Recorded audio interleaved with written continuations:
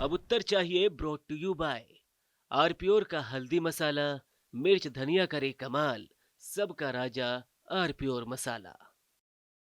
दादी के हाथों का जादू और खुशबू से महकता घर, माँ की मुस्कुराहट और खाने की सुगंध। MDH गरम मसाला, क्योंकि हर रिश्ता है स्वाद से जुड़ा। मेरे पास है आरप्योर पाव भाजी का मसाला, आरप्योर पाव भाजी मसाला, पाव भाजी को टेस्टी बना डाला, सबका राजा आरप्योर मसाला। अरे श्रीमती जी, कुछ तो सस्ता लो, बचत करो। नहीं श्रीमान जी, सब बढ़िया लो, रहने दीजिए। इसमें क्या खास बात है? थोड़े में ज्यादा स्वाद, यही तो है इसकी खास बात। वाओ मम्मा, क्या स्वाद है। अरे मेरे राजा, सबका राजा आरप्योर मसाला।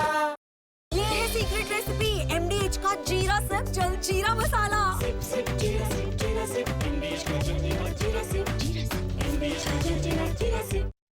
थोड़े में ज्यादा स्वाद, यही तो है इसकी खास बात। वाओ मम्मा, क्या स्वाद है। अरे मेरे राजा, सबका राजा आरप्योर मसाला।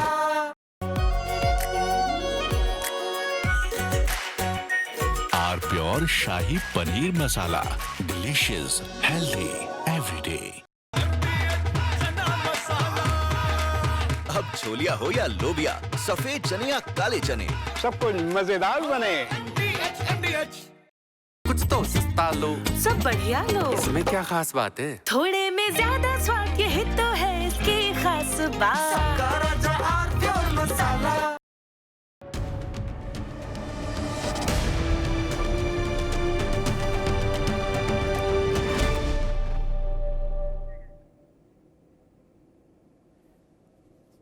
जब भारत ने पाकिस्तान को सबक सिखाया, उसी वक्त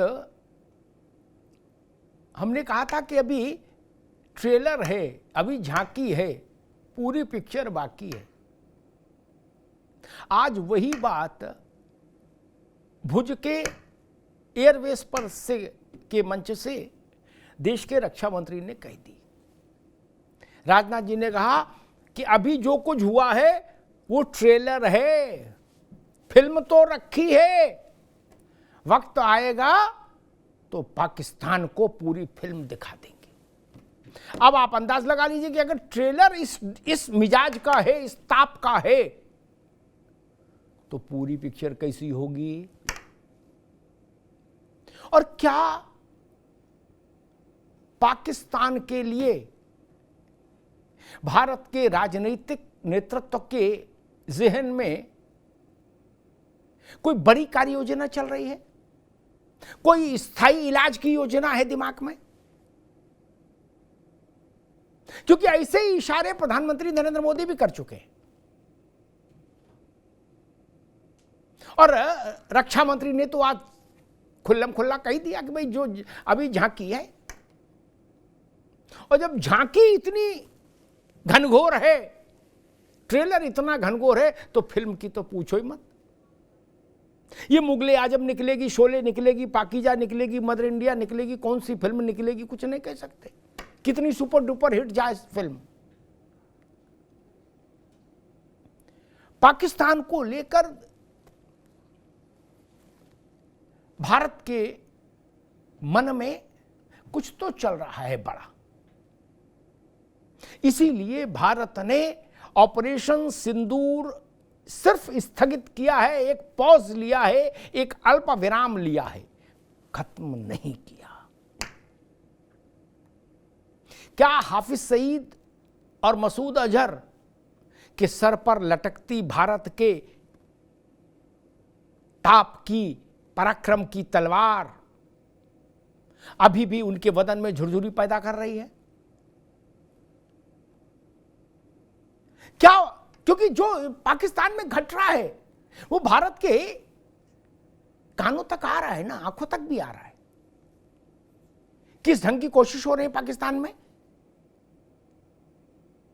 कि लश्कर तैयबा जैसे मोहम्मद और हिजबुल मुजाहिदीन के जो ट्रेनिंग कैंप और हेडक्वार्टर्स भारत की मिसाइलों ने उड़ाए, कहा जा रहा है उनको पाकिस्तान की सरकार बनवा के देगी दोबारा से, और उन पे और अच्छा रंग रोगन कराएगी, सोफा ओफा और अच्छे डालेगी उनमें।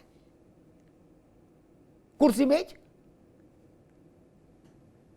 स्वाभाविक है जब वहां ऐसा दावा हो रहा है, ऐसे वचन दिए जा रहे हैं, और हाफिज सईद के परिवार के चूंकि लोग मारे गए भारत के आक्रमण में, भारत के दंड विधान के तहत, तो उनको पाकिस्तान की सरकार 1-1 करोड़ रुपया देगी, मुआवजा बांटेगी। अब पाकिस्तान की ये हरकतें कैसे क्षम्य हो सकती हैं? क्या इसीलिए भारत ने ऑपरेशन सिंदूर खत्म नहीं किया? क्योंकि भारत को अंदाज था कि पाकिस्तान सुधरने वाला नहीं। हम हाफिज सईद का मकान गिराएंगे, पाकिस्तान वाले ईंट गारा लेके आ जाएंगे, सरकार और सेना वाले उसको दोबारा बनाने। तो इस बार जो इंजेक्शन लगाया गया है उससे बड़ा इंजेक्शन अगली बार चाहिए। इसीलिए शायद ऑपरेशन सिंदूर पार्ट 1 को राजनाथ जी ट्रेलर कह रहे हैं। अब सारे दुनिया की निगाह इस बात पर टिकी है कि पार्ट 2 क्या होगा, कब होगा, कैसा होगा। फिर सुनिए, ऑपरेशन सिंदूर का पार्ट 2 कब होगा, कैसा होगा, इस पर पूरी दुनिया टकटकी लगाई देख रही है। क्योंकि आज के दौर में भारत जैसा बड़ा देश कोई कदम उठाएगा तो उसकी गूंज और अनुगूंज, ध्वनि और प्रतिध्वनि पूरे विश्व में होगी, स्वाभाविक है। पाकिस्तान के 3 जो नए पुराने संरक्षक बन के उभरे, चाइना, तुर्की और अजरबैजान, उनको भी समझ नहीं आ रहा। तुर्की का तो इलाज कर दिया भारत ने, वहां से सेब भी बंद, वहां से मार्बल भी बंद, और तुर्की के राष्ट्रपति की बिटिया की कंपनी थी जो भारत के 7 बड़े एयरपोर्ट्स पर कार्गो हैंडलिंग का काम संभालती थी, 10,000 लोग मुलाजिम थे, उनका भी कल टिकट काट दिया भारत ने, उनका भी कॉन्ट्रैक्ट खत्म किया, बोले जाओ भाई। तुर्की का इलाज हो गया। भारत की तमाम यूनिवर्सिटीज से जो तुर्की की यूनिवर्सिटीज की वो थे एग्रीमेंट्स थे, वो भी निरस्त हो गए।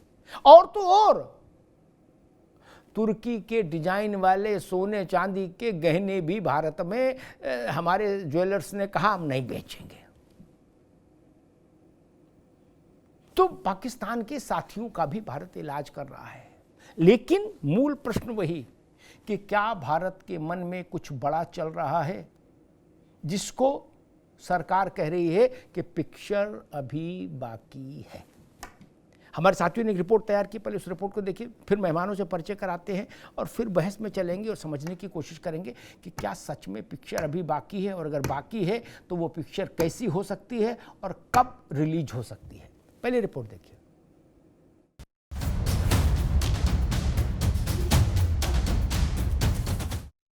कागज का है लिबास, कागज का है लिबास, चिरागों का शहर है, चलना संभल संभल के क्योंकि तुम नशे में हो। रक्षा मंत्री राजनाथ सिंह का ये वो अंदाज है जो आजकल आतंक के आका पाकिस्तान पर आक्रामक हैं। श्रीनगर से दुनिया को संदेश देने के बाद अब भुज एयरबेस से साफ और सख्त संदेश में कहा कि ऑपरेशन सिंदूर का अभी तो ट्रेलर था, पूरी पिक्चर अभी बाकी है। ऑपरेशन सिंदूर अभी खत्म नहीं हुआ है, जो कुछ भी हुआ है वह सिर्फ एक ट्रेलर मात्र था। अब जब समय आएगा, जब भी सही समय आएगा तो हम पूरी पिक्चर भी दुनिया को दिखाएंगे। निश्चित रूप से इंटरनेशनल मॉनेटरी फंड से आने वाले $1 बिलियन के बड़े हिस्से को टेरर इंफ्रास्ट्रक्चर को फंड करने में इस्तेमाल होगा, ऐसा मेरा मानना है। भारत यही चाहेगा कि IMF पाकिस्तान को अपनी $1 बिलियन की असिस्टेंस पर वह पुनर्विचार करे। राजनाथ सिंह ने एक के बाद एक करारे प्रहार करते हुए पाकिस्तान की तमाम परतें उधेड़ दी। सेना के शौर्य और एक्शन पर शाबाशी भरे अंदाज में राजनाथ सिंह ने कहा कि जितनी देर में लोग चाय नाश्ता निपटाते हैं उतनी देर में सेना ने पाकिस्तान को सबक सिखा दिया। यानी कुल 23 मिनट में काम तमाम। भारतीय वायुसेना के लिए सिर्फ 23 मिनट यह काफी थे पाकिस्तान की सरजमी पर पल रहे आतंक के अजगर को कुचलने के लिए, और वह आपने करके दिखाया।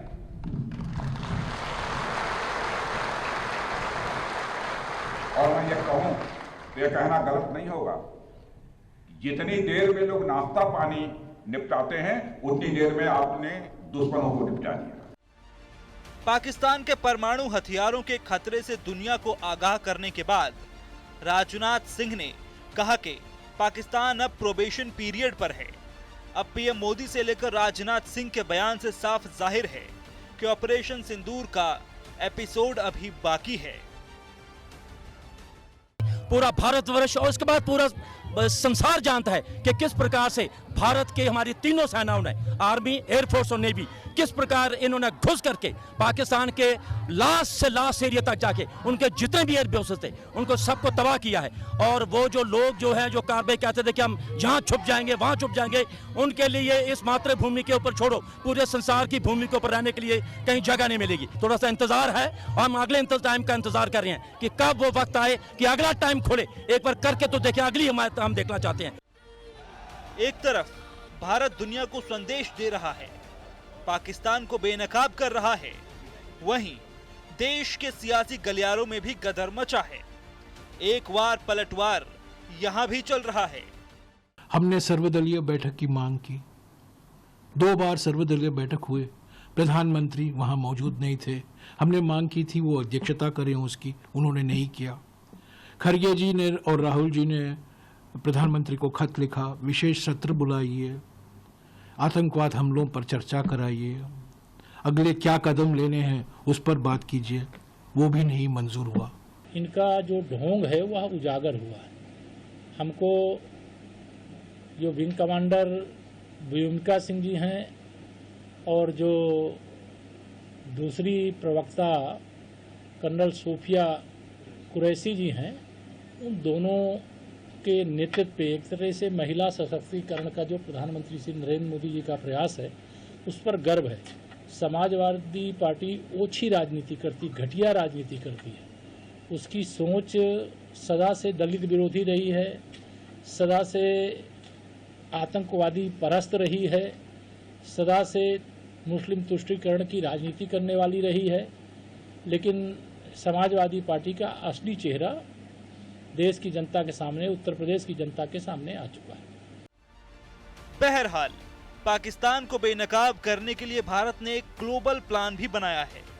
दुनिया में ऑपरेशन सिंदूर की गाथा बताने के लिए सांसदों का प्रतिनिधिमंडल अलग अलग देशों में जाएगा। खबर है कि पहले चरण में 8 सांसदों के लिए सरकार ने कांग्रेस से भी नाम मांगे हैं। कुल मिलाकर सवाल ये है कि आखिर अभी कौन सी पिक्चर और बाकी है। मेहमानों से आपका परिचय करा दें। ओपी सिंह साहब हैं, भारतीय जनता पार्टी के प्रवक्ता, ओपी सिंह साहब का स्वागत है। धर्मेंद्र सिंह जी हैं, समाजवादी पार्टी के प्रवक्ता, धर्मेंद्र जी का बहुत स्वागत है। सौरभ दुबे जी हैं, राजनीतिक विश्लेषक, सौरभ दुबे जी का बहुत स्वागत है। कर्नल गोपाल सिंह जी हैं, रक्षा विशेषज्ञ, गोपाल जी का बहुत बहुत स्वागत। कर्नल साहब, आपसे बात शुरू करूंगा। प्रधानमंत्री ने भी यही इशारा किया और रक्षा मंत्री ने तो आज खुल्लम खुल्ला कह दिया, वो भी भुज के एयरबेस से, कि भैया अभी जो कुछ हुआ है, जितना हुआ है, जितनी आतिशबाजी हुई है, ये ट्रेलर है, पिक्चर तो अभी चलाई नहीं है। उचित समय आएगा तो उनको पिक्चर भी दिखाएंगे। ये उचित समय कब आएगा, एक कैसा आएगा, एक दूसरा, और तीसरा ये पिक्चर कैसी होगी जिसका ट्रेलर इतना मतवाला है, उसकी पिक्चर कैसी होगी? गोपाल सिंह जी। सभी को नमन वंदन, भारत माता की जय। भारत माता की जय जी। अमिताभ जी, जो कुछ हुआ है वो सारे विश्व ने देखा है कि 23 मिनट के अंदर आतंकी गढ़ों को, ट्रेनिंग सेंटर को, उनके हेडक्वार्टर को ध्वस्त किया है भारत की सेना ने। और ये गर्व के साथ में हमारे राष्ट्राध्यक्ष, हमारे प्रधानमंत्री जी ने अपने उद्बोधन में भी कहा, और हमारे डिफेंस मिनिस्टर ने भी क्लियर शब्दों में कहा कि भारतीय सेना अब हर तरीके से हर क्षेत्र में अपने राष्ट्र को सुरक्षा के लिए महफूज रखने के लिए सुदृढ़ है, सचेत है, हर तरीके से कार्रवाई करने में सक्षम है। और ये तो एक ट्रेलर था, ये बिल्कुल आप सही कह रहे हैं, क्योंकि 4 दिन में चौथे दिन में ही इसको युद्ध विराम कर दिया गया। उसके बहुत से कारण हैं, हर एक मंच पर चल रही है बातें और मीडिया में तमाम बातें कही जा चुकी हैं। लेकिन आप देखिए, आपने थोड़ी देर पहले कहा कि अपनी रिपोर्ट में कि चाइना, अजरबैजान और तुर्की, अजरबैजान, तुर्की, चाइना और अजरबैजान की तो बात हो गई, लेकिन आर्मेनिया को भी तमाम तरीके के हथियार जो उसने हमसे खरीदे हैं उसका इस्तेमाल जो है अजरबैजान के खिलाफ ही होगा। अजरबैजान भी अपने चारों तरफ से हिल रहा है। तो आगे क्या होगा ये बहुत सोचने वाली बात है, और किस प्रकार से होगा ये भी आपको देखने वाली बात है। लेकिन यदि हुआ तो बहुत कुछ ऐसा होगा जिससे कि पाकिस्तान ही नहीं पूरा विश्व देखेगा। इसीलिए प्रधानमंत्री जी ने कहा है कि आगे कोई आतंकी यदि कार्रवाई दुश्मन ने की, पाकिस्तान ने की, तो वो जो है एक एक्ट ऑफ वॉर कहा जाएगा। उस एक्ट ऑफ वॉर का मतलब है, ये तो ऑपरेशन सिंदूर था, एक छोटा ऑपरेशन था, सिर्फ आतंकियों को ध्वस्त करने का था, लेकिन पाकिस्तान ने अपने पैर पे कुल्हाड़ी मारी कि उसने ड्रोन और मिसाइल हमारे अटैक किए, हमारे ऊपर यानी उससे अटैक करने की कोशिश की, अटैक किया, उनको सारी मिसाइलों को, सारे ड्रोन्स को ध्वस्त कर दिया गया, और उसका जो भी सिस्टम था, सर्वेलेंस सिस्टम, उसको विनाश कर दिया गया। उसके 6 से 7 हवाई पट्टियों गोपाल को जी, मैं आता हूं आपके पास दोबारा में, गोपाल दोबारा में आता हूं, मैं सौरभ दुबे के पास चलूंगा। सौरभ दुबे, एक शेर है कि इब्तिदाए इश्क है रोता है क्या, आगे आगे देखिए होता है क्या। अब की ऑपरेशन था, ट्रेलर में ऑपरेशन था, फिल्म में युद्ध वॉर होगा, ऐसा लोग कह रहे हैं। तो जब ऑपरेशन तो ट्रेलर में ही निपट गया, तो अब अगला चरण तो ऑपरेशन के, मिलिट्री ऑपरेशन के बाद तो युद्ध ही बचता है। सौरभ दुबे, नहीं बिल्कुल अमिताभ जी, जिस प्रकार से भारत की एक मजबूत तस्वीर हमने पिछले 4-5 दिन पहले देखी, वो पूरे विश्व के लिए एक नया उभरता शक्तिशाली भारत का स्वरूप था, जिसको पूरे विश्व ने देखा और पूरे विश्व ने पहचाना कि वास्तव में ये जो भारत की शक्ति है, भारत का आकलन है, जो हम यूं ही नहीं कहते कि हम चौथी आर्थिक महाशक्ति बन गए हैं, हम आर्थिक महाशक्ति के साथ जो हमारी सेना का शौर्य है, जो सेना का पराक्रम है, वो भी पूरे विश्व में जिस प्रकार से हमने डंका बजाया, उसमें कहीं ना कहीं जो जितने भी देश थे पाकिस्तान के साथ, उनका चेहरा भी पर्दाफाश हुआ और उन्होंने खुल करके देख लिया कि कितना खतरनाक भारत का स्वरूप है। अगर भारत की कोई आंख उठा करके भारत की तरफ देखता है, यही वजह थी कि सारा की सारा निशाना उन्होंने पाकिस्तान के कंधे पर रख करके बंदूक चलाई। खुल करके वो एक्सपोज तो हुए, लेकिन युद्ध की स्थिति नहीं बना पाए। ये खुल करके नहीं कह पाए कि हम भारत से जो है भारत से लड़ाई में हम भी साथ रहे थे, बल्कि उल्टे पांव दबा करके, जिस प्रकार से अमेरिका के ट्रंप को देखा हमने, उछल कूद मचा रहे थे, इस डाल से उस डाल, उस डाल से इस डाल, वास्तव में वो पहले जो है अब वो वापस में बैकफुट पर आ गए। टर्की को भी हमने देखा, टर्की का क्या बुरा हाल हुआ है। चाइना को हमने देखा कि चू से चा नहीं किया, पीछे से तो हथियार सप्लाई किया, सैटेलाइट सप्लाई किया, ड्रोन सप्लाई किया, लेकिन जब पाकिस्तान बुरी तरह से पिटा गया, उसके बाद उसने एक शब्द नहीं बोला। तो ये दिखाता है कि जो आदरणीय राजनाथ सिंह रक्षा मंत्री ने जो बात कही है, ये जो ट्रेलर था, जो ट्रेलर आपने रातों रात का ट्रेलर देखा है, ये ट्रेलर हमने दिखाया नहीं था, ये प्रतिक्रिया में देखा आपने। ये सिर्फ और सिर्फ आपने रात को चीटिंग की, धोखेबाजी की, और धोखे का जो जवाब मिलता है वो किस प्रकार से भारत देता है, ये मात्र जो है 2 दिन के अंदर पूरे विश्व ने देख लिया। अब अगर पिक्चर की हम बात करते हैं कि जिस प्रकार से पिक्चर तो अभी बहुत लंबी है, पिक्चर अभी पूरी बाकी है, ये तो सिर्फ एक ट्रेलर था, और वो जो पिक्चर जब आएगी तो ये मान करके चलिए आप कि जिस प्रकार से अभी तो हमारे यहाँ कुछ जो अस्त्र शस्त्र का प्रयोग हुआ उतने में ही पाकिस्तान निपट गया। अभी तो हमने अपने हाथ नहीं खोले, बाजुएं नहीं खोली। हमारे सैनिक जो हाथ बांध मुट्ठी बांध करके तैयार थे कदम ताल करने के लिए, वो तो अभी खड़े के खड़े रह गए। ठीक है सौरभ दुबे, मैं आता हूँ दोबारा आता हूँ, मैं धर्मेंद्र जी के पास चलूंगा। धर्मेंद्र जी, एक बात तो है, डोनाल्ड ट्रंप के बयान पर विपक्ष के भीतर एक उत्साह का संचार हुआ था अंदरूनी तौर पर, क्या कि चलो गुरु ट्रंप ने फंसा दिया इनको, नहीं अब बोलो। ट्रंप कह रहा हमने कराई मध्यस्थता, 72 घंटे तक वो रहा कि जैसे मुंह में मिश्री घुल रही हो, बोले आनंद है गुरु, अब फंस गए ये सब हैं। अब बोले भाजपाई चाचा ट्रंप का क्या कर हुए। लेकिन ट्रंप तो ट्रंप, वो 360 डिग्री घूम गए, बोले मैंने कभी कहा नहीं कि मैंने मध्यस्थता कराई, मैंने कराई भी नहीं। धर्मेंद्र जी, अमिताभ जी, सारे लोग इसी पर नमस्कार। हमारे घेर रहे थे सरकार, मोदी को, मोदी की सरकार को, भाजपा को, और इसी पे लानत भेजी जा रही थी कि हाय राम ट्रंप ने दखल दी, ट्रंप ने दखल दी।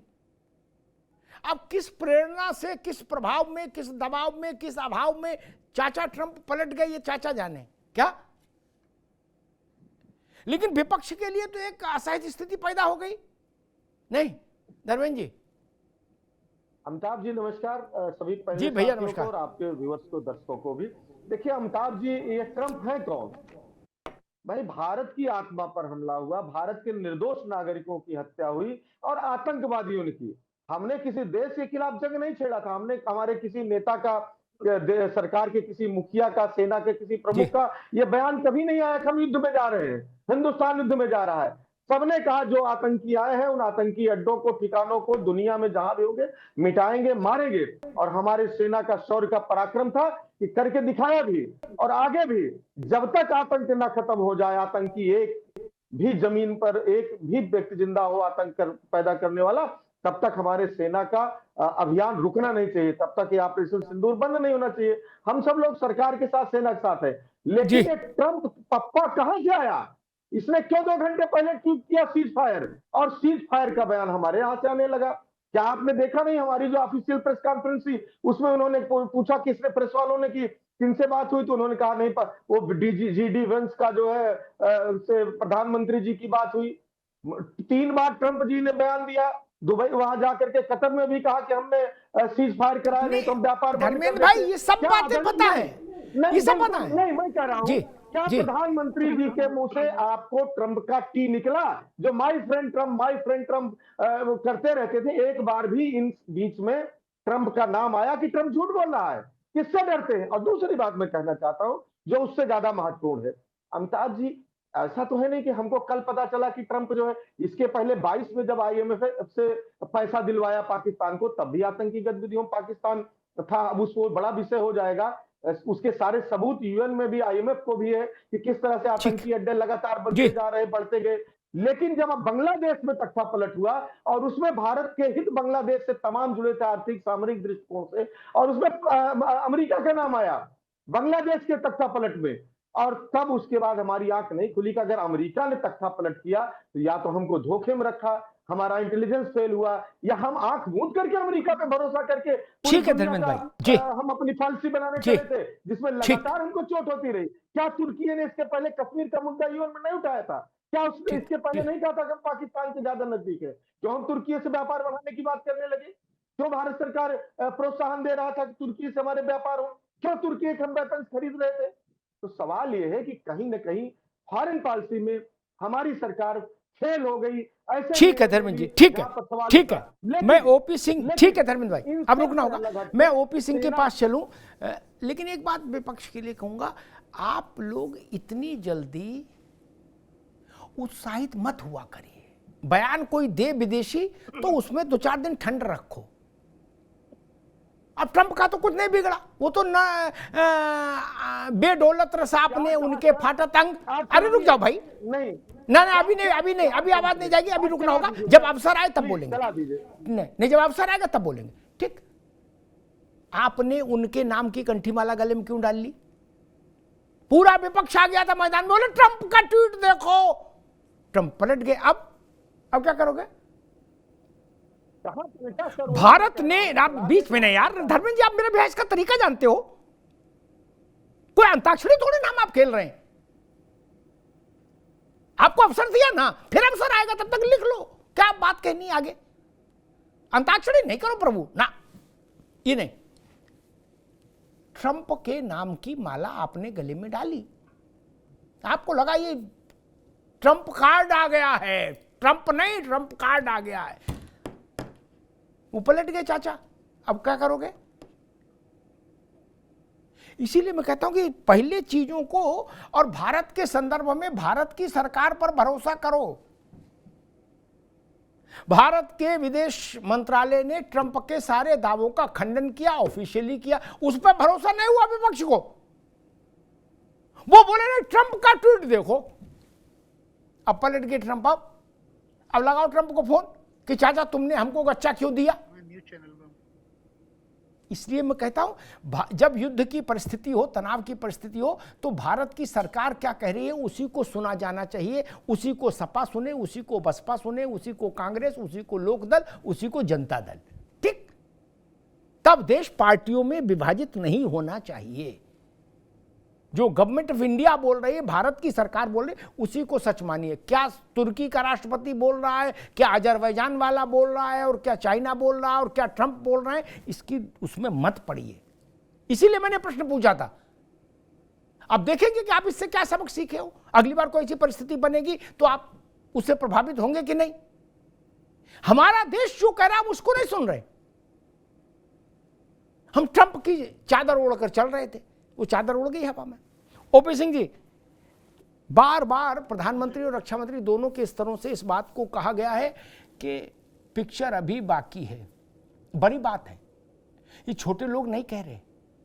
जिनको पिक्चर, ट्रेलर, झांकी जो भी है, जो जिसके लिए आदेश जो लोग निर्गत करेंगे, ये वो लोग कह रहे हैं।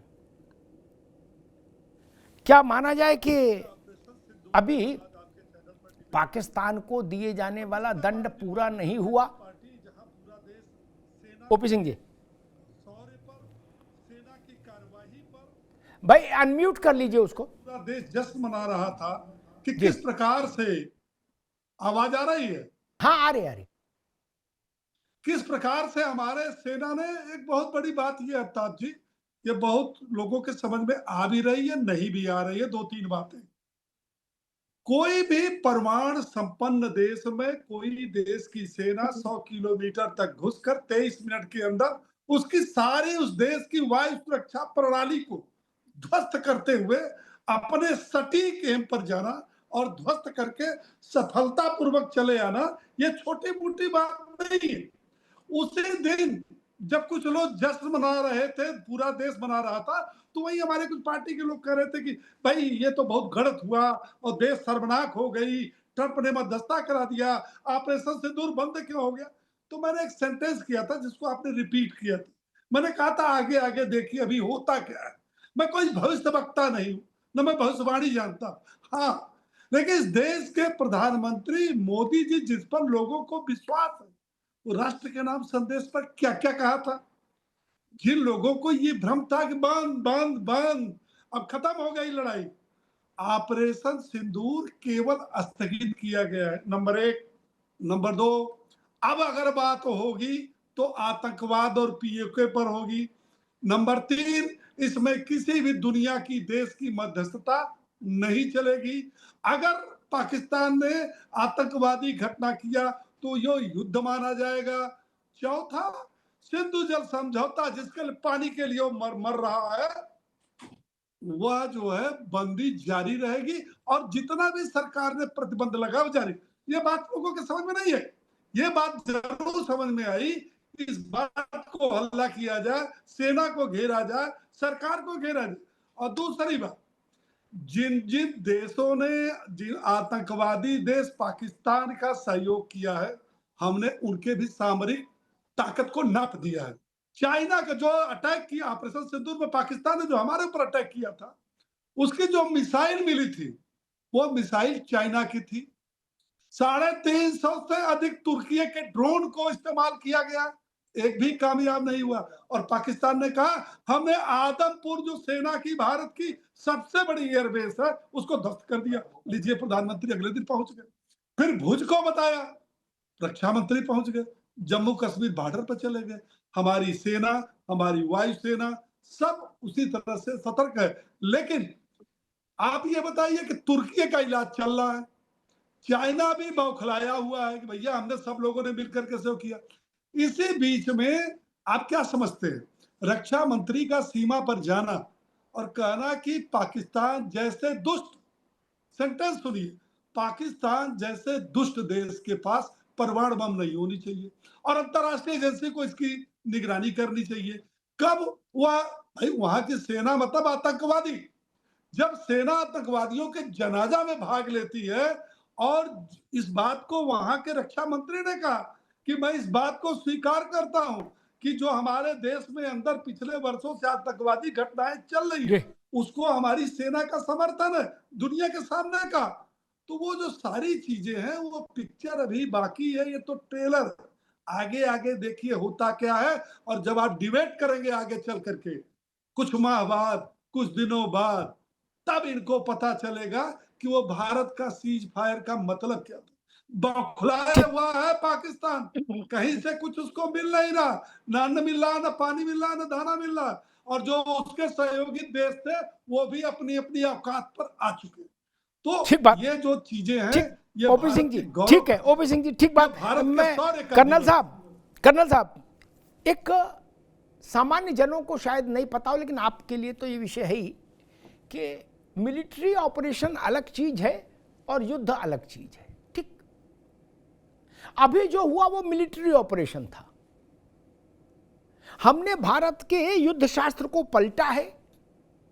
1947 से जो युद्ध शास्त्र चला आ रहा था उसको मोदी की सरकार ने आके पलटा और उन्होंने कहा कि अगर कोई आतंकवादी यहां हमला करता है, उत्पात मचाता है, तो हम मानेंगे कि ये एक्ट ऑफ वार है, पाकिस्तान की सेना और सरकार इसको दंडित किया जाएगा।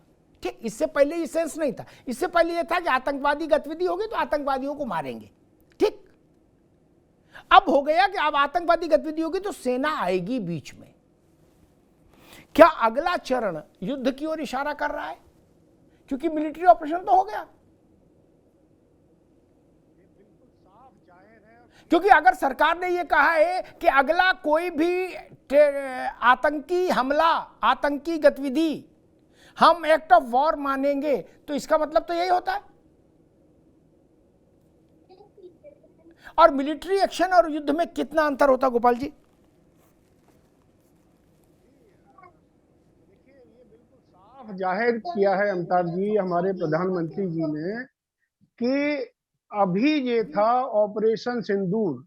आप ऑपरेशन यानी लिमिटेड एक्टिविटी होती है सेना की, जिसमें आर्मी, नेवी, एयरफोर्स तीनों ही शामिल होते हैं और पैरामिलिट्री फोर्सेस भी शामिल होते हैं क्योंकि वो बॉर्डर को पे ऊपर खड़े हैं।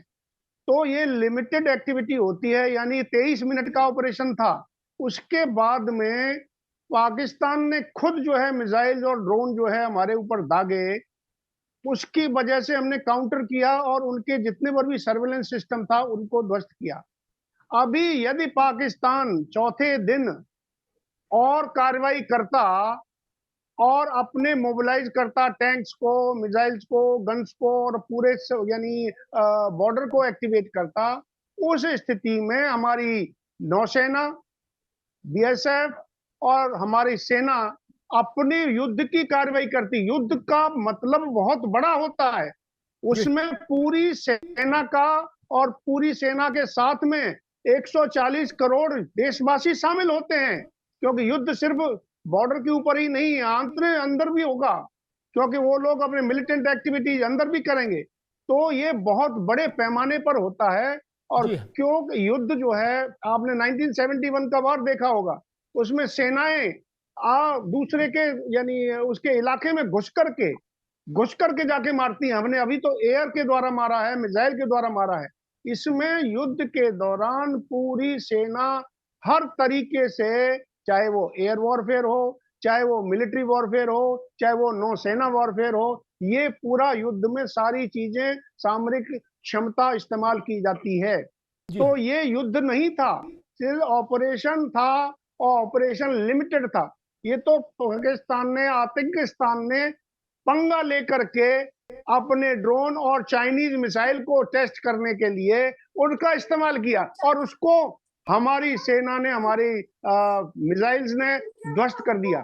ब्रह्मोस मिसाइल की मैं बात करूंगा। एक छोटी सी बात है कि जब पेरिस के अंदर ब्रह्मोस मिसाइल को उसमें लगा हुआ था एयर शो के दौरान, तो एक पाकिस्तानी वहां पर गया, उसने पूछा कि भाई ये इसका क्या कीमत है, इसकी ब्रह्मोस मिसाइल की क्या कीमत है? तो हमारे साइंटिस्ट ने जवाब दिया था कि इसकी कीमत पाकिस्तान के लिए फ्री है और आज उनके यहाँ पर फ्री सप्लाई की गई थी। ये साफ विश्व को जाहिर करके दिखाया है। ठीक बात जी, ठीक बात गोपाल जी, बड़ी अच्छी बात आपने याद दिलाई। सौरभ दुबे जी, हमारे राजनीतिक दल युद्ध जैसी परिस्थितियों में भी या मिलिट्री एक्शन जैसी परिस्थितियों में भी जब राष्ट्र हो, तब भी हम जो देश कह रहा है उस पर भरोसा नहीं करते। जो अलग अलग कारणों से दूसरे देश के लोग बोल रहे हैं, चाहे वो ट्रंप हो, चाहे वो चाइना के प्रीमियर हो, उस पर भरोसा कर लेते हैं। होना ये चाहिए कि देश क्या बोल रहा है हमको उस पर टिकना चाहिए, नहीं? बिल्कुल बिल्कुल अमिताभ जी, देखिए निश्चित तौर पे जो आपने एक बात शुरू में कही वो बिल्कुल सही है कि अब हमने जो चेतावनी पाकिस्तान को दी है कि अगला कोई भी आतंकवादी हमला वो युद्ध माना जाएगा, और हम जानते हैं कि पाकिस्तान एक दुष्ट देश है और वो अपनी दुष्टता से बाज नहीं आएगा, तो ये युद्ध हम तय मान करके चलते हैं। और इसीलिए मुझे लगता है कि रक्षा मंत्रालय के अंदर 50,000 करोड़ के बजट की जो अभी से बात कही गई है और आने वाले शीतकालीन सत्र में उसको स्वीकृति मिल जाएगी, तो हम अपनी सेना को और मजबूत करेंगे, क्योंकि हमें हमारे दुश्मन पता चल गए हैं। इस पाकिस्तान के कंधे पर रख करके जो लोग बंदूक चला रहे थे वो और कौन लोग है, पहली बात। दूसरी बात बिल्कुल ठीक है, देखिए बड़े दुर्भाग्य की बात है ये कि जिस समय देश, हमारे देश के सैनिक बड़ी ही शौर्यता, वीरता, पराक्रम के साथ पूरे युद्ध के जो की लड़ाई लड़ रहे थे, जो पूरा हमारा मिलिट्री एक्शन चल रहा था, उसके अंदर पूरा देश एकजुट होने की बात कही जा रही थी। वहां पर कुछ इस विचारधारा के लोग जो पहले से ही चाह रहे थे कि हिंदुस्तान ऐसी कौन सी गलती करे, जैसा देखिए हमने जैसे कुंभ में देखा था कि वो चाह रहे थे कि कब किसी जो है जो नहाने वाले जा रहे हैं जो लोग हैं उनका पैर फिसले और हम उस पर नजर गड़ा करके उसको समाचार बना दें कि कुंभ में इतने लोग मर गए। ऐसे ही कुछ लोग थे जो चाह रहे थे इस युद्ध के अंदर कि कब भारत गलती करे या भारत से कोई गलती हो और हम उस पर सवाल उठाए। चलिए, उनको ये मौका भारत की सेना ने नहीं दिया, भारत की सरकार ने नहीं दिया, तो उन्होंने कहां से ये मौका ढूंढा? उन्होंने ट्रंप, जिससे हमारा कोई लेना देना नहीं, जो हमारा कोई रिश्तेदार नहीं, जिसको हम जानते नहीं, ना जिसको हम पहचानते नहीं। अरे भाई, अमेरिका अपने मुल्क का कंट्री है, उसको अगर वार रुकवानी हो तो रसिया और यूक्रेन की रुकवाए, अगर वो इतना मजबूत है तो इजराइल और उसके जो है वो फिलिस्तीन की रुकवाए। नहीं, वो तो व्यापारी देश है, उसको तो हथियार सप्लाई करना है। अमेरिका जैसे देश के अंदर कोई मानवता नहीं है, ना वो इजराइल के साथ है। कल को ईरान की आज बात कर रहा है, कल को उसको वहां प्रॉफिट दिखेगा, उसके साथ खड़ा हो जाएगा। लेकिन हमारे यहाँ पर जो लोग हैं जो बार बार ट्रंप की बात करते हैं, और मजे की बात अभी आपने इशारों में बताया अमिताभ जी कि भाई ट्रंप 72 घंटे में अपनी बातों से पलट गए, लेकिन यहाँ पर धर्मेंद्र जी को ये नहीं समझ में आ रहा है, ये वही पुरानी बीन बजा रहे हैं। अरे आप तो वही बीन बजा रहे हैं, लेकिन अपनी बीन बदल दी उसने ट्रंप ने स्पष्ट तौर से कहा मेरी मध्यस्थता में कोई रोल नहीं था, मैंने कोशिश की है लेकिन मैंने मध्यस्थता नहीं कराई। ये ट्रंप ने अपने बयान, अपने मुंह से बयान दिया है, बाकायदे इस बात को ट्वीट किया है। अब जो लोग 72 घंटे पहले नाच रहे थे, उछल रहे थे, कूद रहे थे हमारी सेना के शौर्य पराक्रम को लेकर के, उनको तिरंगा यात्रा से भी प्रॉब्लम थी और वो ट्रंप के नारे को लेकर के गाजा बाजा बजा रहे थे। अब उनको ये समझना चाहिए कि उनका ट्रंप जो है वो पलट गया। इसलिए बार बार कहते हैं, जब हिंदुस्तान की सेना, जब हिंदुस्तान की सरकार एक साथ खड़े होने के लिए आपसे समय मांगती है, तो वो समय आप दीजिए, वो मौका आप दीजिए, उसके अंदर कमियां ढूंढ करके, कमियां निकाल करके ऐसा विरोधी बयानबाजी मत करिए कि ठीक है सौरभ, तुम्हें रुकना होगा। मैं धर्मेंद्र जी के पास चलूंगा। धर्मेंद्र जी, वही प्रश्न है कि जब देश युद्ध जैसी परिस्थितियों में हो, समरांगण में हो, उस वक्त किसी भी विदेशी शक्ति के किसी भी बयान को लेकर उठाकर हथेली पर रख के अपनी सरकार को कटघरे में खड़ा करना, इससे बचा जाना चाहिए नहीं। एक बार प्रक्रिया पूरी हो जाए, एक मिनट भाई, एक बार प्रक्रिया पूरी हो जाए, गवर्नमेंट अनाउंस कर दे कि ऑपरेशन खत्म हुआ, उसके बाद एटम चर्चा करो, अलीगढ़ में करो, पडरौना में करो, कुशीनगर में करो, जालंधर में करो, तमिलनाडु में करो, जहां मन हो वहां करो, कोई रोका है चर्चा नहीं। ट्रंप को बुलाओ, ट्रंप के चाचा को बुलाओ, इसका बयान उसका बयान सब चर्चा में आ जाएंगे। क्या आपको लगता है कि जल्दबाजी कर दी विपक्ष ने? इस समय को टाला जाना चाहिए था। धर्मेंद्र जी, देखिए अमिताभ जी, जब सेना के शौर्य की बात होगी तो अगर आप फॉरेन विदेश नीति के मामले में फेल हो गए तो उसकी भी चर्चा होगी। जब पहलगाम की घटना हुई, हमको थोड़ा समय दीजिएगा, जब पहलगाम की घटना हुई, हमारे निर्दोष लोगों को मारा गया, तो ऑल पार्टी मीटिंग हुई। ठीक प्रधानमंत्री जी नहीं है, रक्षा मंत्री जी ने चेयर किया और सबने अपनी बात विस्तार से वहां सारे दलों ने रखी और बाहर निकल करके कमोबेश सबने एक बात कहा कि अंदर की बात जो हुआ है वो हम प्रेस में नहीं करेंगे। सेना के साथ और सरकार के साथ हम सारे दल सहमत हैं, जो सरकार निर्णय लेगी करेंगे। अब सेना ने शौर्य किया, पाकिस्तान के साथ क्या हुआ पूरा विश्व देख रहा है, उसको बार बार दोहराने की जरूरत नहीं है। कर्नल गोपाल जी ने बताया ही। जब आपने सीज फायर किया, पहली बात तो आपने बड़ा अच्छा सवाल किया कर्नल साहब से कि जो युद्ध और ऑपरेशन में डिफरेंस, तो पहली बात तो हम युद्ध में नहीं गए थे, अब वो विषय अलग हो जाएगा, डिटेल हो जाएगा, उसमें तमाम सवाल पैदा होंगे। जब हमने सीज फायर किया सरकार ने, तो क्या ऑल पार्टी मीटिंग करके सबको बताना चाहिए था कि नहीं बताना चाहिए था? नंबर 1। नंबर 2, क्या सीज फायर का अनाउंस करने के लिए नरेंद्र मोदी जी ने ये जो भारत की लगातार बायलैटरल टैक की, हमारा द्विपक्षीय मामला तीसरे की हम उसमें बर्दाश्त नहीं करेंगे, चाहे पंडित जी से लेकर के अटल बिहारी वाजपेयी तक या मनमोहन सिंह तक जो थी, उस पॉलिसी से हमने समझौता करके ट्रंप से कहा कि आप बोलिए, दुनिया को बताइए कि भारत पाकिस्तान सीज फायर करने जा रहा है। आखिर ट्रंप होता कौन है? उसने कैसे कह दिया? अगर हमारे पाकिस्तान के डीजीएमओ स्तर की बात थी, जो कि प्रेस में भी हमने स्वीकार किया कि जो है हमारे जेडी वेंस और प्रधानमंत्री के बीच बात हुई और लगातार बात हुई, उसके बाद ये हुआ। अब ये झुठलाना, इस बयान से डैमेज कंट्रोल करना अलग विषय है। भारतीय जनता पार्टी के हमारे साथी कह रहे थे अब पाकिस्तान से बात होगी तो पीओके पर और केवल आतंकवाद पर होगी। तो क्या अब तक बिरयानी पे बात होती थी कि जो मोदी जी साल लेकर के जाते थे उनके घर, उस पर बात होती थी? क्यों राष्ट्रीय से समझौता करते थे? कोई पहली घटना पाकिस्तान ने नहीं किया हिंदुस्तान में। हिंदुस्तान के सीने को जब मौका मिला है, पाकिस्तान प्रायोजित आतंकवाद ने छल्ली करने का काम किया है, तो क्या हम उस घटना का इंतजार कर रहे थे? क्यों नहीं जवाब दे रहे थे? क्यों सीज फायर का सवाल हुआ? और सीज फायर किया तो क्यों नहीं लोगों को विश्वास में, या विश्वास लेने की बात नहीं, आप अपनी बात बताना चाहिए था। ये पर चीजें हुई। और फिर हमने तो कभी नहीं कहा कि हम युद्ध में गए थे। हमारी सेना ने कहा था कि हमने आतंकी अड्डों को नष्ट किया और अगर कुछ पाकिस्तान करेगा तो हम रिटेलिएट करेंगे, उसका जवाब देंगे। उन्होंने कभी नहीं कहा कि हम पाकिस्तान पर हमला करने जा रहे हैं। तो फिर सिंपल सी बात थी, पाकिस्तान का डीजीएमओ फोन करता, कह देते भाई ठीक है तुम उधर से बंद कर दो, हम जवाब देना बंद कर दे रहे हैं। ठीक है धर्मेंद्र जी। धर्मेंद्र जी ने पूछा हु इज ट्रम्प, वो तो इंटरनेट पे है कि वो क्या है, वो कोई समस्या इतनी बड़ी नहीं है। लेकिन भैया एक मिनट दादा, अरे एक मिनट रुको भाई, आगे बात कोई लाठी थोड़ी चल रही है कि हर वक्त कड़वी बात बोले हम भी आप भी। कभी ह्यूमर भी होना चाहिए बहस में यार। कहाँ हो, कोई युद्ध है क्या? नहीं ना, ये संवाद का विषय है तो ह्यूमर भी समझो। खैर गंभीर ही बात कर लेते हैं। धर्मेंद्र जी को लग रहा है गंभीर बात होनी चाहिए तो बहुत ही गंभीर कर लेते हैं। ये समझना होगा, ये समझ हमको रखनी होगी,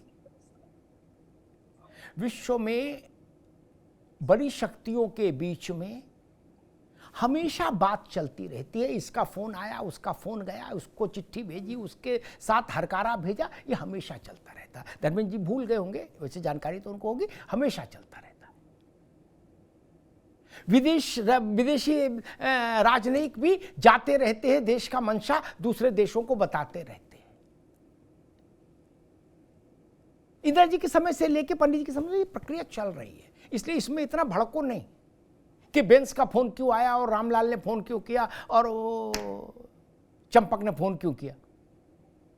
ये चलता है, ये चलता है। ये सामान्य राजनयिक की किताब का, डिप्लोमेसी की किताब का ये पहला चैप्टर है। ये समझ लो। सब सबसे बात करते हैं, इसलिए इसमें भड़कने की बात नहीं है। ये कोई एटा इटावाग लड़ाई है क्या? बोला गुड्डू मुकेश घर कैसे गया, ले आओ बंदूक। नहीं भाई, चलता रहता है, युद्ध भी चलता है और बात भी चलती है। इस तो ये दिमाग से जाला साफ करिए सब लोग। दूसरी बात,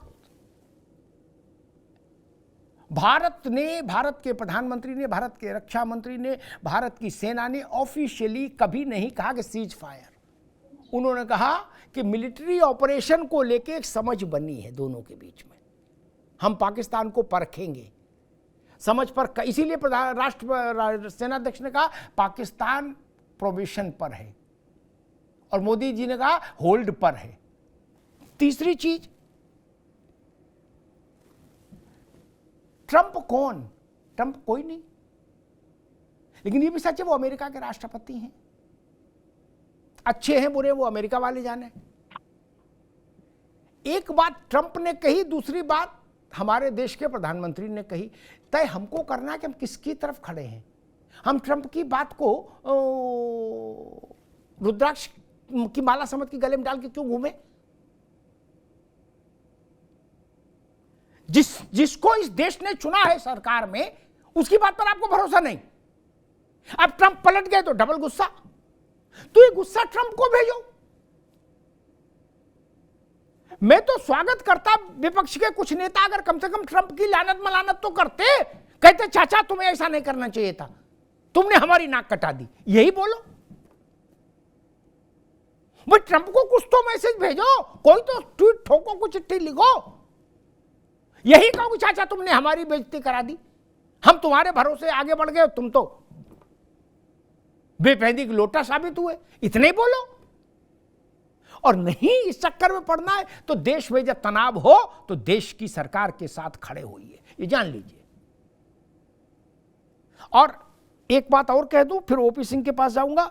धर्मेंद्र जी ने कहा कि सर्वदलीय बैठक नहीं, युद्ध के समय, युद्ध जैसी परिस्थितियों के समय, मैं दोनों टर्म यूज कर रहा हूं, परिस्थितियों में युद्ध से जुड़े या युद्ध जैसी परिस्थितियों से जुड़े सामरिक निर्णय ऑल पार्टी की बैठकों में नहीं लिए जाते, कभी नहीं लिए जाते। धर्मेंद्र जी माफ करिएगा, कभी ऐसा नहीं होता बोले फॉरवर्ड ब्लॉक वाले भैया को भी बुला लो और समोसे गरम निकलवाओ गुड्डू, हैं चर्चा करनी। हाँ बोले फिर क्या करना है बताओ, अभी से चर्चा नहीं होता। ये कोई चुनाव सुधार पर सब बैठक है क्या? नहीं ना, ये चुनाव सुधार की बैठक नहीं थी मित्र। ये बहुत संवेदनशील विषय हो जाता है, इसकी ऐसी चर्चा नहीं होती, कभी मैंने इतिहास में नहीं पढ़ा। और एक बात और याद है, धर्मेंद्र जी ने कुछ बातें आज ऐसी खड़ी कर दी, इसलिए मुझे उत्तर देना पड़ेगा ताकि तथ्य दुरुस्त रहे। अमेरिका ने लादेन के खिलाफ एक बड़ा ऑपरेशन जारी किया था, वो किसी युद्ध से कम नहीं था। गोपाल जी शायद आपको स्मरण हो, मैं करा दूं, पहली बार जब लादेन के लिए तोरा बोरा की पहाड़ी में अमेरिका ने बम गिराए थे, तो आपको मालूम है, ओपी सिंह जी आप भी सुन लो, 56 घंटे लगातार बम गिराए थे, 56 घंटे। क्या दुनिया में कभी ऐसा नहीं हुआ था। उस ऑपरेशन की जब स्वीकृति दी थी ना धर्मेंद्र जी, बुश थे उस वक्त प्रेसिडेंट, तो ऑल पार्टी मीटिंग नहीं बुलाई थी पहले, क्या डिफेंस और सीआईए के अधिकारियों के साथ बैठक ली थी और फैसला हुआ था, और उनके कुछ मंत्री थे साथ में। चुनाव सुधार की बैठक हो तो सबको बुलाया जाना चाहिए, ये थोड़ा मामला सेंसिटिव हो जाता है, इसलिए इसमें ऐसी अपेक्षा मत रखिए। ओपी सिंह जी।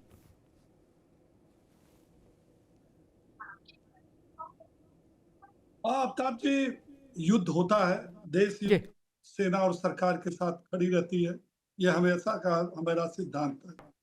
लेकिन आपने देखा होगा कि जब उरी और पुलवामा में आतंकवादी घटनाएं हमला हुआ, तो हमारे बहादुर सैनिकों ने सर्जिकल और एयर स्ट्राइक किया। उस समय प्रधानमंत्री जी रात भर जाग करके 3-3, 4-4 बजे भोर तक उस ऑपरेशन को देखते थे, तब तक जब तक कि हमारी सेना सकुशल वापस अपने देश में न लौट आए। लेकिन उस समय भी हमारे विपक्ष ने कहा कि हमको सबूत चाहिए। कहाँ है आपने रावलपिंडी, लाहौर में आपने आतंकवादी जो है कैंप ध्वस्त किया, सबूत चाहिए। बाद में सेना को सबूत देना पड़ा, तब जाकर के विपक्ष के मुंह बंद हुए। इसीलिए इस बार जब हमारी सेना ने ऑपरेशन सिंदूर चलाया तो सैटेलाइट से सारी तस्वीरें भी कलेक्ट किया और उन तस्वीरों को धर्मेंद्र जी की और कांग्रेस की खास तौर से पार्टी को दिखाने के लिए सेना के अधिकारियों ने 2 दिन तक लगातार बताया नहीं, सैटेलाइट से ली गई तस्वीरों को दिखाया। और इतने नहीं किया, उन्होंने दुनिया के 70 देशों को भी भेजा, भैया तुम भी हमारा क्या नुकसान हुआ, उनका क्या नुकसान हुआ, हमारी सेना ने क्या कार्रवाई की, ये दुनिया को दिखाया और बताया। 1971 में इंदिरा जी ने, जब आज भी लोग इंदिरा जी की तारीफ करते हैं, हम भी करते हैं, कि 1971 में पाकिस्तान को उन्होंने पानी पिला दिया। तब इसी अटल बिहारी वाजपेयी जी ने कोई सवाल नहीं पूछा विपक्ष के नेता, उन्होंने कहा कि इंदिरा जो है चंडी की अवतार है, रणचंडी है इंदिरा, जो उन्होंने इतनी बहादुरी के साथ किया। लेकिन आपने देखा होगा कि जब ये ऑपरेशन सिंदूर खत्म हुआ, तुरंत केंद्र में, वहां दिल्ली में जयराम रमेश और पवन खेड़ा, 2 काबिल कांग्रेस के योद्धाओं ने क्या किया, प्रेस कॉन्फ्रेंस किया। ये नहीं होना चाहिए, ट्रंप कौन है उठाने वाला, सीज फायर क्यों हुआ, सर्वदलीय बैठक बुलाइए। आदरणीय राहुल गांधी जी ने कहा है कि तुरंत संसद की जो है वो अचानक जो है वो सत्र चलाया जाए, तमाम तरह की बातें की। आपने देखा होगा, वही दुनिया के मीडिया ने कहा, सर टर्की के बारे में आपका क्या कहना है, तो जयराम रमेश जी ने माइक जो है पवन खेड़ा की तरफ कर दिया और पवन खेड़ा ने माइक जयराम रमेश के कर दिया। बोले भाई देखो ये बड़ा संवेदनशील मैटर है। ये बात सही है कि टर्की ने सप्लाई किया, हथियार दिया, खुलेआम समर्थन किया, हम उसके बारे में नहीं बोल सकते। हम उसी तरह से नहीं बोल सकते जैसे पश्चिम बंगाल पर नहीं बोल सकते, तमिलनाडु पर नहीं बोल सकते, कर्नाटक पर नहीं बोल सकते। तो ये पाकिस्तान में जो हो रहा है तो हो रहा है, हम टर्की के मामले में क्यों फंसे, अजरबैजान के मामले।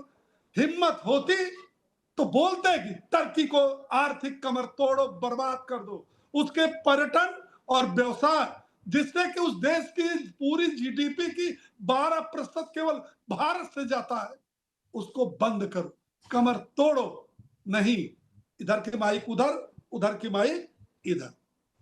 तो जो दोहरा चरित्र नहीं होना चाहिए। और मैं कहता आप सपा के प्रवक्ता हो, हम जो है भाजपा के प्रवक्ता, और अमिताभ जी एंकर है, राजनीतिक विशेषज्ञ, लेकिन है तो देश के नागरिक।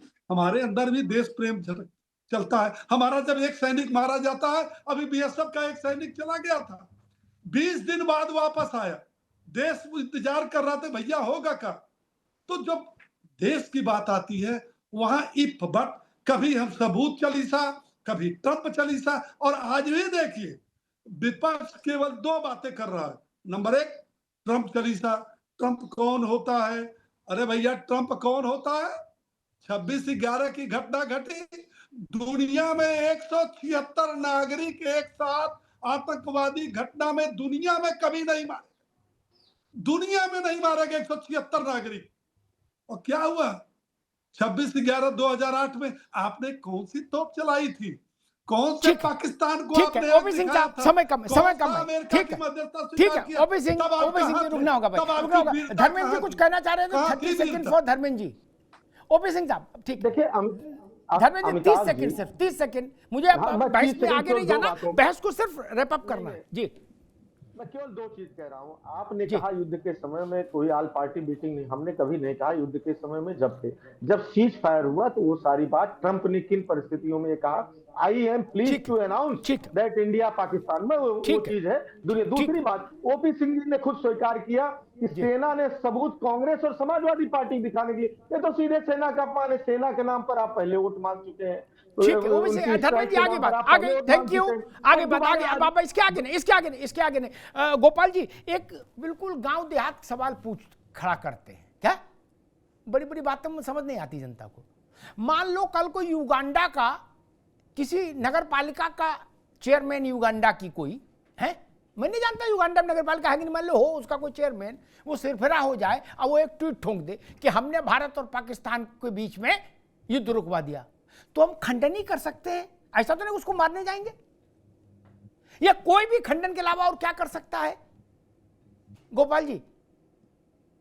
देखिए आप बिल्कुल सही कह रहे हैं अमिताभ जी। तो उसके ऊपर गोलाबारी होगी क्या? हंस सकते हैं और खंडन कर सकते हैं, इसके अलावा क्या कर सकते हैं? थोड़ा सा ज्ञानवर्धन कर दीजिए जल्दी से बस। इसके देखिए सबसे बड़ी समस्या हमारे भारत के अंदर है कि मुझे कहना नहीं चाहिए, पॉलिटिकल बात हो जाएगी, कि अपनी अपनी रोटी सेकना चाहते हैं, बात को बगैर सोचे समझे, उसको थोड़ा समय दिए हुए, चिंतन किए बगैर बात को सामने रखना। आप एक यानी राष्ट्राध्यक्ष और आपकी जो देश को चलाने वाली पार्टी, उसके खिलाफ कार्रवाई करना, पार्टी जब राजनीति, जब आपका इलेक्शन होता है उस समय जरूर करिए, लेकिन उससे पहले जब ऐसी समस्या सामने है, तो आप ऑपरेशन सिंदूर चल रहा है और उसके बाद में यदि कोई बात आती है तो उसको ठीक है गोपाल जी, मैं एक चीज और याद दिलाता हूं दर्शकों को भी और अपने मित्रों को भी, कि जिसको देश चलाने के लिए बागडोर सौंपी ना धर्मेंद्र भाई, देश ने सौंपी है, कोई जबरिया तो ले नहीं सकता कि देश हम चलाएंगे अब थोड़ी देर, ऐसा तो संभव नहीं भारत में। उसको ही निर्णय लिए जाने की प्रक्रिया विधि है, वही निर्णय लेगा, ठीक, और उसके निर्णय के साथ हम खड़े होंगे। एक छोटा सा उदाहरण देता हूं, जब एवटाबाद में सौरभ दुबे, जब एवटाबाद में ये तय किया अमेरिका ने, उसको इंटेल इनपुट आया कि इस एक पर्टिकुलर मकान के अंदर, हाथे के अंदर ओसामा जिंदा है अपनी 10-12-15 बीवियों के साथ, तो आनंद फानन में तय हुआ कि नहीं, अभी नहीं तो कभी नहीं, क्योंकि अमेरिका बहुत भटक चुका था, 10 साल भटक रहा था गोपाल जी। जहां कहीं सूचना मिल जाती थी वहां कई हजार बम गिरा देता था कि पहाड़ भी चूरन बन जाए क्या, लेकिन लादेन नहीं मिल रहा था, तो पागल हो गया था अमेरिका भी। ओबामा आ गए थे, एवटाबाद में ऑपरेशन हुआ, जिवह किया सबको, लादेन की लाश को यूं हैंग किया, हुक में फंसाया और अपने विमान में डाला और उड़ गए। जब अमेरिका की सीमा, एयर सीमा में विमान आ गए अमेरिका के, तो उन्होंने वहां से उस लादेन की लाश को समुद्र में गिरा दिया और उसमें तब तक वो बांध दिया था वजन, ताकि वो बिल्कुल अंदर तक चला जाए। जब ये सब काम होके अमेरिका के एयरबेस पर उनके सारे जहाज जाकर टिक गए, गोपाल जी आपको स्मरण होगा, तो अमेरिका के राष्ट्रपति ने विश्व के नाम एक छोटा सा टिप्पणी जारी की, क्या, कि आज रात इतने बज के इतने मिनट पर अमेरिका ने एक ऑपरेशन किया, सक्सेसफुल ऑपरेशन किया, और उसमें टेररिस्ट ओसामा बिन लादेन को हमने मार गिराया। That's it. बाहर लोगों ने कहा कि ओबामा बाहर निकालो, है आल पार्टी क्यों नहीं की पहले?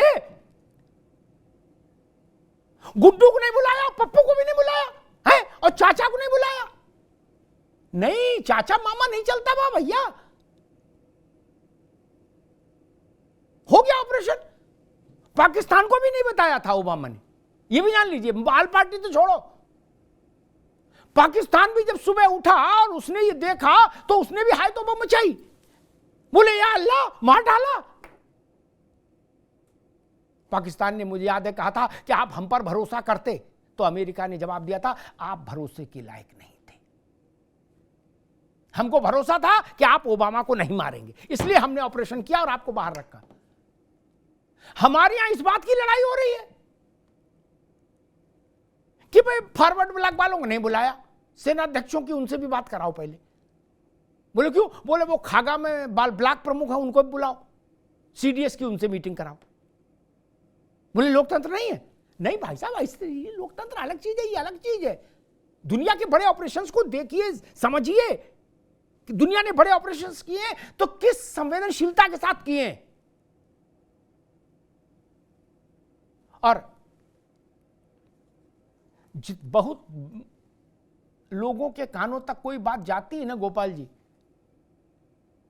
तो उस बात में इस बात की ही संभावना उतनी ही बलवती हो जाती है कि उसकी सीक्रेसी कमजोर हो जाए या आउट हो जाए। इसीलिए दुनिया के जो भी बड़े सैन्य ऑपरेशंस हुए वो सेना के विजडम पर ही छोड़े गए धर्मेंद्र भाई। क्या पॉलिटिकल लीडरशिप जो उस समय की है वो तय करेगी कि करना है कि नहीं, और करना है बस इतने ही। मुझे याद है बुश ने जो मीटिंग ली थी उसमें सेना और सीआईए ने उनसे पूछा था कि मिस्टर प्रेसिडेंट आप क्या चाहते हैं, उन्होंने उत्तर दिया था कि हम ये चाहते हैं, बस उनका रोल खत्म, बोले अब हम कर लेते, छोड़ो ये हमारे ऊपर।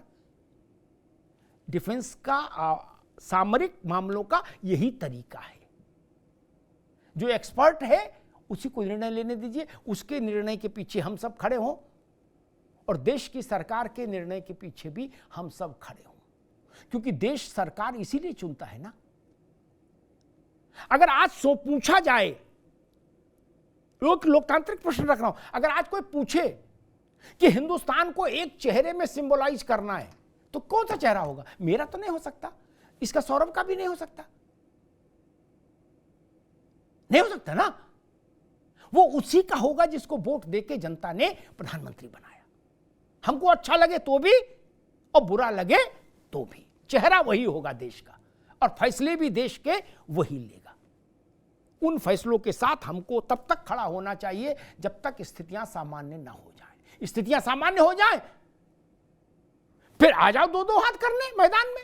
न मैदान कहीं जा रहा, न तर्क कहीं जा रहे, न साक्ष्य कहीं जा रहे। एक एक फोटो दिखाओ और एक एक घंटा बहस करो, पार्लियामेंट में भी, पार्लियामेंट के बाहर भी। धन्यवाद।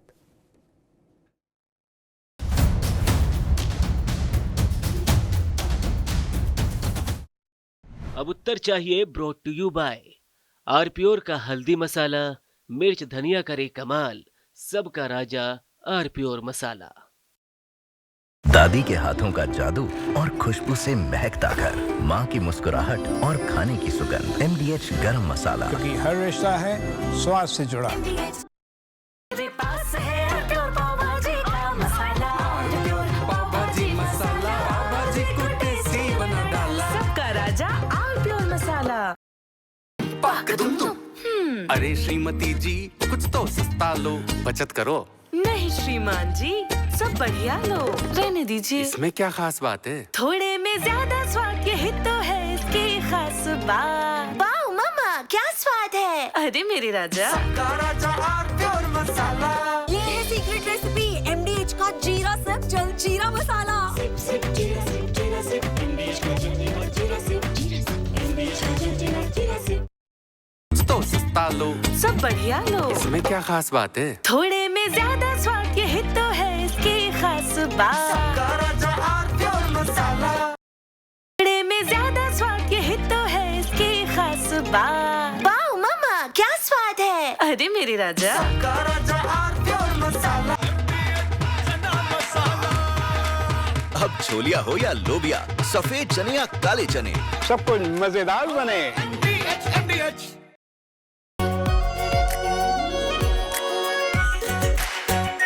आरप्योर शाही paneer masala, delicious, healthy everyday.